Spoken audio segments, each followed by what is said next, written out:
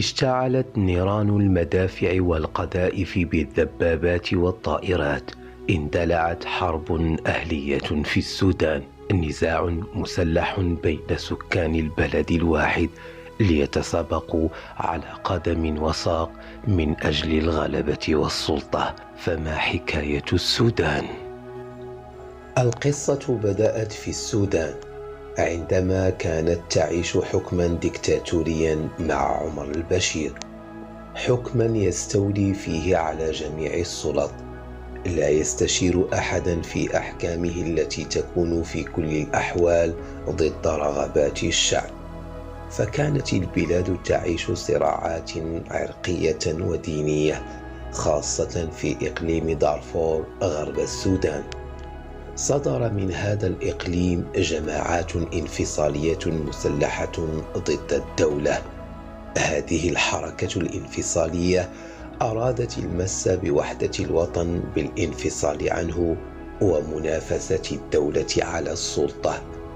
فلذلك قرر عمر البشير الدكتاتوري أن يكون قوات عرقية مسلحة سميت بقوات الجنجويد.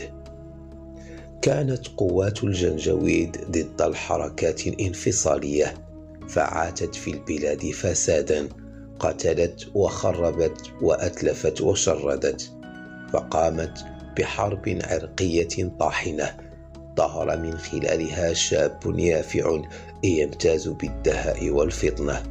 فمن يكون؟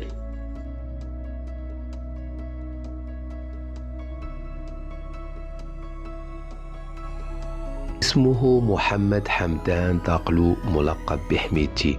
كان يعمل في تجارة الإبل من قبيلة رزيقان ذات الأصول العربية التي تقطن إقليم دارفور غربي السودان، وعمل في العشرينيات من عمره في تجارة الإبل بين ليبيا ومالي وتشاد بشكل رئيسي، بالإضافة إلى حماية القوافل التجارية من قطاع الطرق. ذاع صيته وجنى ثروة كبيرة في التسعينيات من القرن الماضي، الأمر الذي دفع البشير إلى تقريبه إليه، وخاصة أنه كان يقود ميليشيا كبيرة لحماية القوافل التجارية، كما يسيطر حميدتي على عدد من المناجم الذهب في دارفور. منح عمر البشير امتيازات كبيرة لحميدتي، وارتفع عدد الميليشيا التي يقودها، والتي تقدر حاليا بنحو 100,000 عنصر. منح البشير حميدتي صلاحيات لا تمنح إلا للجيش، وأطلق اسم قوات الدعم السريع على الميليشيا التابعة له، التي ينحدر معظم عناصرها من قبائل دارفور. انتفض الشعب السوداني ضد نظام عمر البشير فأطاح بسلطته، إلا أن حمدان حميدتي تخلى عن البشير وخيب أمله، وتخلى عنه بعد أن استنجد به لقمع المظاهرات. صارت السودان تحت سلطة جيشين، جيش بزعامة عواد بن العوف، وجيش آخر بقيادة حمدان حميدتي، على رأس ما يسمى بقوات الدعم السريع. بعد سقوط نظام عمر البشير، طالب الشعب السوداني بإقامة انتخابات بعيدة عن التحيز وتتسم بالموضوعية والنزاهة، وتسلم السلطة لرئيس مدني لا لنظام عسكري. قام الجيش السوداني بقيادة عواد بن العوف بتأسيس مجلس عسكري بعد سقوط نظام عمر البشير، فترأس الدولة، وذلك بالاتفاق مع الجيش الأول والثاني، الشيء الذي لم يعجب الشعب السوداني، فقاموا بانتفاضة جديدة تطالب بتنحي عواد بن العوف. الشعب يريد حكما مدنيا ديمقراطيا نزيها ولا يريد حكما عسكريا. فما الذي حدث؟ تم خداع الشعب السوداني، فقام النظام العسكري بتربع عرش السلطة وسجن كل متظاهر يعارض الحكم العسكري. إلا أن جماهير الشعب السوداني خرجت في مظاهرة عارمة، فتجمهر الناس واحتشدوا في مواكب في ساحات عمومية تأييدا لحكم مدني واحتجاجا على النظام العسكري، الأمر الذي أفضى إلى تنحي عوض بن العوف من السلطة وترك الساحة فارغة لشخصيتين رئيسيتين: شخصية عبد الفتاح برهان قائد الجيش السوداني، وشخصية حمدان حميدتي قائد قوات الدعم السريع.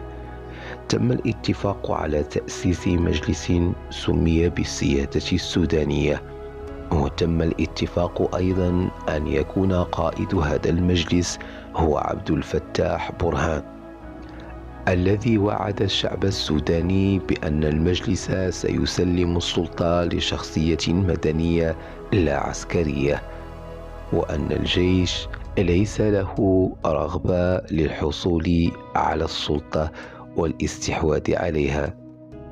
وبالفعل تم تشكيل حكومة برئاسة عبد الله حمدوك اختاروا لهذه الشخصية المدنية ليوهموا العالم أن السودان دولة ديمقراطية وبعيدة كل البعد عن النظام العسكري.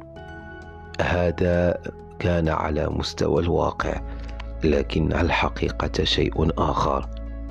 انقلب عبد الفتاح برهان على عبد الله حمدوك فانفرد بالحكم. إلى هذه اللحظة ما زال برهان هو قائد هذا الجيش، وحمدان حميدتي هو قائد قوات الدعم السريع، وما زال إلى حدود اللحظة متفاهمين في كل شيء. شيئا فشيئا قام الجيشان بإحكام قبضتهما على السلطة لكي لا تكون هناك انتفاضة أخرى في السودان.